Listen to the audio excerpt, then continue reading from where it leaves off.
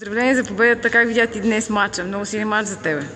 Преди да почне 2 дена преди матча, Сашо ми каза, че ще почне стартов и се подготвих много сериозно. Всички ми казваха как да играя в пик н рол защита, всеки ми говорих, много ми помогнаха. И аз чувствах много добре, като почне матча, почнах с защита. Това ми беше първото, което исках да правя, защитата. Оттам тръгна всичко. Дядко си ми говориш постоянно през целия матч, много ми помагаха всички. И аз станах много доволен от така на работа.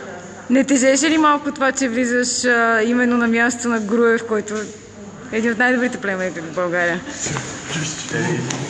Да, имаше отговорност, трябваше да поема отговорност малко на гарда, защото този матч не е от беззначение за нас.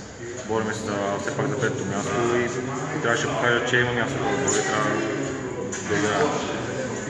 Дабъл. Черноморец толкова ли не ви оказа съпротива или на те просто днес ти беше деня? Да, имах ден и имах много късно за всяка топка, всяка борба отивах и последни на обстоятелствата тя ли попаваше мен и се борих за нея с всички сили. Добре.